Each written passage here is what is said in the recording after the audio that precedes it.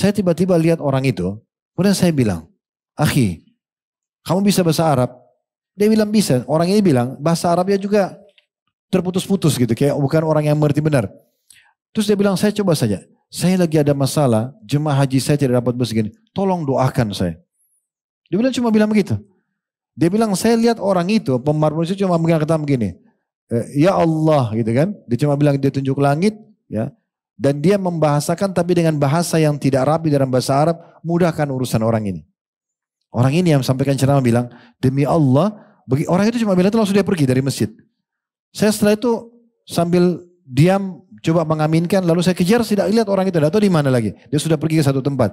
Tapi tiba-tiba saya ditelepon setelah itu, bus datang ke masjid lokasi itu, tiba-tiba ada dan kami disampaikan kemah kami ada. Dan saya yakin doanya orang itu, kata dia.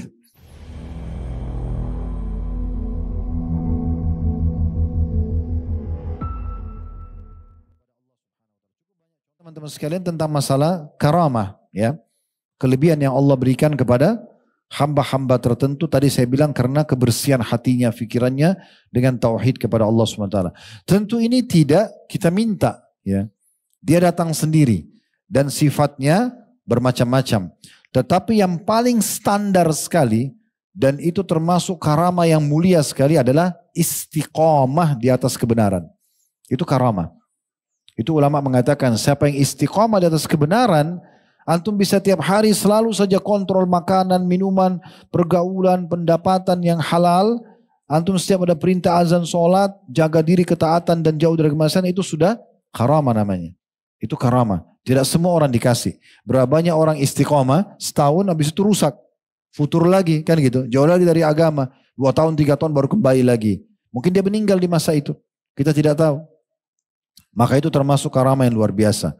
Nah, karamat aulia ini teman-teman sekalian, disebutkan banyak sekali dalilnya ya. Kalau itu memang ada, Allah SWT berikan. Di antaranya, firman Allah Subhanahu Wa Taala dalam surah Yunus, surah nomor 10, ayat 62 sampai 64. Ayat 62 sampai 64. Bunyinya Allah SWT berfirman, "Ala inna awliya Allahi la khawfun alaihim wa lahum yahzanun alladhina amanu wa kanu yattaqun lahumul bushra fil hayatid dunya wa fil akhirah la tabdila li kalimatillah dzalika huwal fawzul azim." Artinya sesungguhnya wali-wali Allah, Allah sebutkan ada walinya, orang-orang yang sangat dekat dan murni betul ketauhidannya kepada Allah, adalah mereka tidak perlu takut dan tidak perlu mereka sedih, ya. Dan mereka adalah orang-orang yang beriman dan selalu bertakwa, selalu berhati-hati, tunduk dan patuh kepada Allah. Yang wajib dan sunnah dikerjakan, yang haram dan makruh ditinggalkan. Halal dinikmati, haram dijauhi. Selalu pekah dengan itu. Itu namanya takwa. Mereka akan mendapatkan berita gembira dalam kehidupan dunia karena akan dipenuhi kebutuhannya, dan di akhirat juga mereka akan diselamatkan. Tidak ada perubahan dalam keputusan atau perkataan Allah itu, itulah kemenangan yang besar. Saksi bahasan kita tentang ada makna atau ada potongan aulia. Juga dikatakan dalam surah Al-Anfal ayat 34, Allah Subhanahu Wa Taala berfirman, "Wa ma kanu awliya'in awliya'ahu illal muttaqun." Orang-orang kafir Quraisy itu bukan wali-walinya Allah. Walaupun mereka menganggap mereka menjaga Ka'bah waktu itu, tapi mereka sembah berhala. Mereka rusak tauhid mereka kepada Allah Subhanahu Wa Taala. Ya. Mereka menyembelih juga untuk Allah, tapi menyembelih juga buat kurban, buat patung-patung mereka, syirik kepada Allah. Lalu Allah mengatakan, sesungguhnya wali-walinya adalah orang-orang yang muttaqun. Orang yang betul-betul jeli, peka setiap keputusannya. Setiap lirikan matanya, yang didengar oleh kupingnya, yang diucapkan oleh lisannya, dihirup oleh hidungnya, dijamah oleh tangannya, dilangkai kakinya, semuanya sesuai dengan yang Allah bolehkan saja. Tidak boleh selesai. Walaupun harus ruhnya melayang, dia dibunuh tidak peduli. Nah itu baru orang-orang yang bertakwa. Nah itu baru bisa menjadi wali-wali. Dan kalau makin peka kita dengan itu, maka makin dekat dengan level waliullah itu ya. Kemudian juga di dalam hadis Nabi SAW ya, cukup banyak ayat tentunya kita cukup. Dalam hadis Nabi SAW, dalam hadis Bukhari kata Nabi SAW, Allah berfirman hadis qudsi ya, "Man 'ada li waliyan faqad adzantu bil harb." Siapa yang mengganggu waliku, maka dia telah mengiklankan perang bersamaku. Jadi hati-hati teman-teman sekalian, orang yang berpegang pada Al-Quran, pada sunnah, orang yang komitmen, hati-hati. Kenapa perangi mereka? Ya, kalau kita belum bisa seperti mereka, kita berdoa bisa seperti mereka, komitmen kan gitu. Yang diperangi itu orang-orang musuh Allah yang memerangi Islam, itu benar. Tapi kaum muslimin sendiri dimusuhi, ini aji. Ini ya, sungguh aneh maksud saya. Ya. Jadi di sini dikatakan oleh Nabi SAW, Allah berfirman, siapa yang memusuhi wali-waliku, maka sungguh dia telah mengiklankan perang bersamaku, kata Allah. Kemudian juga dalam riwayat yang lain, dalam hadis qudsi yang lain, kata Nabi SAW, Allah berfirman, inni la as'aru li awliyai kama yus'aru laythul harba. Sesungguhnya kata Allah Azza wa Jalla, aku akan betul-betul membalas dendam untuk wali-waliku sebagaimana macan membalas dendam. Nah, riwayat ini dinukil oleh Syekh Abu Bakar Jazair dalam buku beliau Minhajul Muslim ya. Kemudian juga hadis Bukhari Muslim ya, di mana Nabi SAW mengatakan, inna lillahi rijalan law aqsamu 'ala Allahi la abarrahum. Sesungguhnya Allah memiliki beberapa orang hamba-hambanya yang kalau bersumpah atas nama Allah pasti diterima. Ya. Ini diantaranya banyak sahabat Nabi ya, Al-Bara' ibn Malik yang pernah kita ceritakan beberapa bulan waktu yang lalu ya, kisah beliau. Yang sahabatnya Abbad bin Bishr, beliau juga mati di Yamamah, yang dilempar ke dalam dan beliau mati syahid ya. Itu kalau bersumpah atas nama Allah diijabah. Sa'ad bin Abi Waqqas kalau berdoa diijabah, gitu kan. Banyak di antara sahabat Nabi memang begitu sifatnya. Saya juga tertarik menyampaikan di sini sedikit tambahan. Ada satu cuplikan ceramah tapi dalam bahasa Arab ya. Saya juga tidak tahu siapa yang berceramah ini, tapi dia menceritakan waktu itu lagi musim haji dan tersebar cuplikan itu. Cuma menurut saya tidak ada satu pelanggaran agama dan mungkin benar, Allahu a'lam.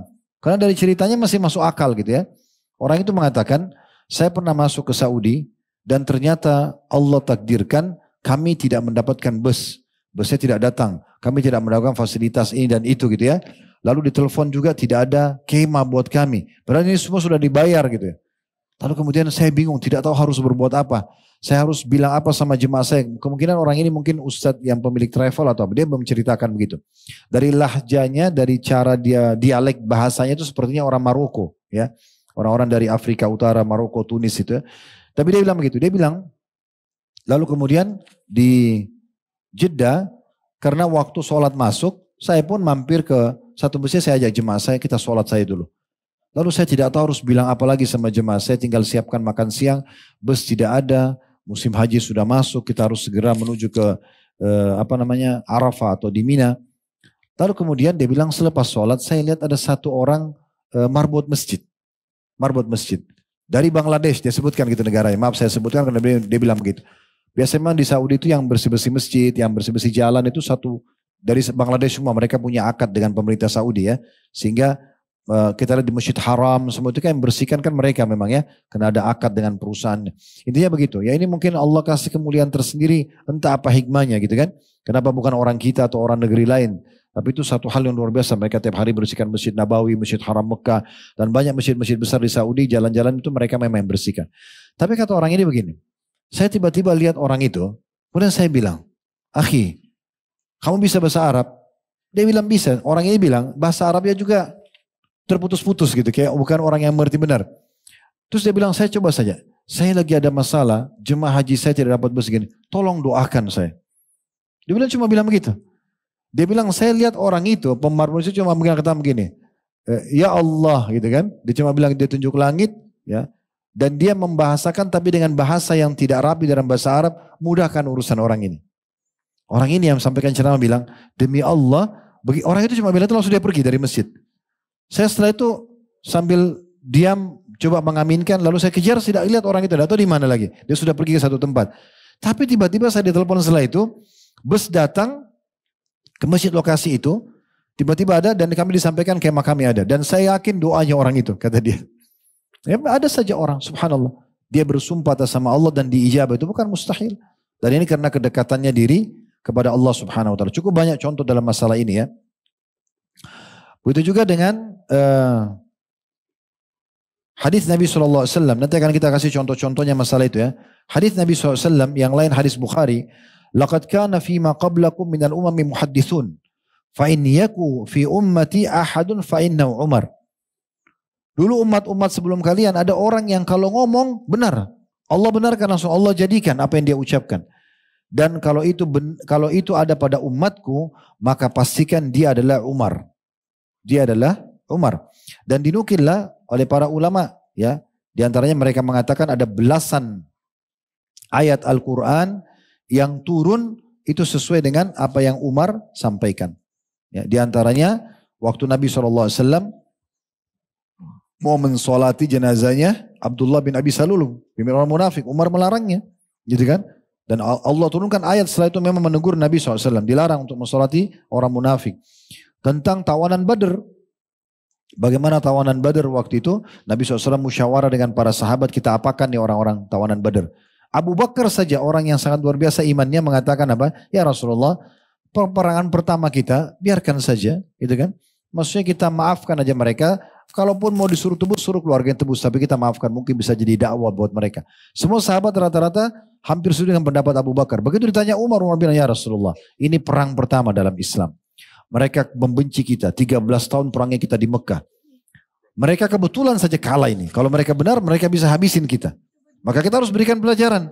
Apa kata Umar? Ya Rasulullah, saya minta kalau saran saya datangkan dari tawanan perang ini orang terdekat dengan saya. Kerabat saya mana? Datangkan, saya tebas lehernya.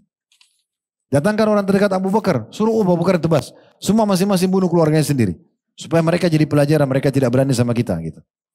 Maka Nabi SAW tidak cenderung dengan pendapat Umar gitu kan. Ini tegas banget gitu. Tapi subhanallah turun ayat setelah itu membela Umar. Dan cukup banyak. Ada 13 kalau nggak salah ayat-ayat Al-Quran yang turun itu karena Umar. Dan diantara kisah uniknya Umar radhiyallahu anhu, beliau pernah, ini diantara karamahnya ya. Yang Nabi SAW kita rincikan hadis Bukhari tadi. Di dalam satu riwayat yang sahih disebutkan beliau pernah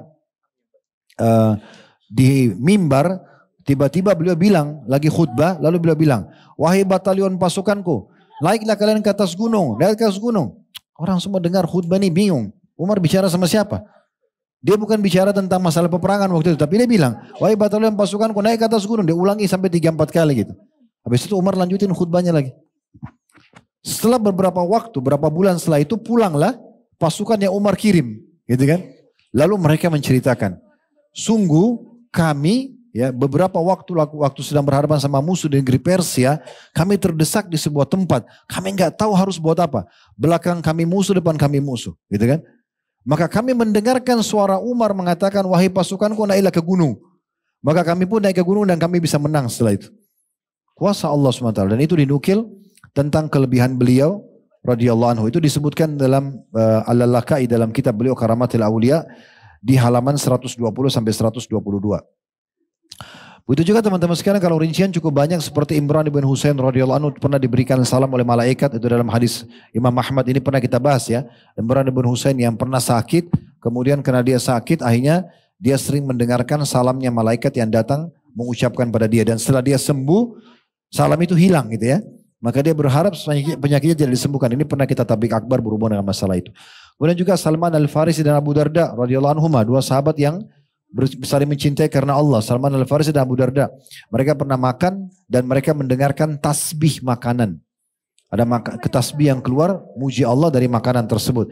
Disebutkan dalam Syiar Alam Nubala jilid 2 halaman 348. Hubaib radhiyallahu anhu. Hubaib ini sahabat yang ditawan oleh satu suku Arab yang berkhianat. Mereka minta agar Nabi SAW mengutus para penghafal Quran lalu dibunuh. Lalu Hubaib ini dijual oleh mereka kepada orang Quraisy. Orang Quraisy mau membunuhnya. Waktu dia dipenjara di sebuah rumah, waktu itu tidak ada anggur ya di Mekah, tidak ada buah anggur. Tapi di tempatnya Hubaib yang dipenjara itu ada anggur. Orang-orang Mekah kaget gitu. Bagaimana bisa dia mendapatkan itu? Tapi ini diantara karamah itu disebutkan dalam hadis Bukhari, riwayat Bukhari tentang Hubaib makan anggur sementara di Mekah tidak ada anggur di masa itu. Kemudian Al-Bara ibn Azib radhiyallahu anhu yang bersumpah atas sama Allah, kemudian dia berhasil menembus bentengnya Yamama, kebunnya Musailam al-Kadzab, disebutkan dalam Sirah Alam Nubala jadi 1 halaman 376. Kemudian Al-Ala Al-Hadrami radhiyallahu anhu sahabat Nabi yang diutus oleh Nabi SAW untuk berperang. Kemudian beliau bertasbih kepada Allah 3 kali, lalu beliau mengatakan kepada pasukannya lewatlah. Lalu mereka melewatin sungai tersebut tanpa basah sedikit pun ya pakaian mereka. Itu disebutkan juga dalam Karamatil Aulia Al-Lalakai di halaman 149 sampai 159. Dan begitu juga kalau kisah begini cukup banyak ya. Di antaranya kita tutup dengan kisah Hasan Basri rahimahullah, disebutkan juga dalam Karamatil Aulia Al-Lalakai juga masih sama tapi halaman 206. Beliau pernah hampir setiap hari dicaci maki oleh seseorang. Dicari terus kesalahannya dan dicaci maki. Karena beliau sudah tidak tahan lagi, beliau mengatakan, ya Allah, binasakanlah orang ini. Tiba-tiba orang itu meninggal di tempat. Ya, nah, ini menandakan doanya mustajab, dan ini salah satu karamah, ya, kelebihan yang Allah berikan.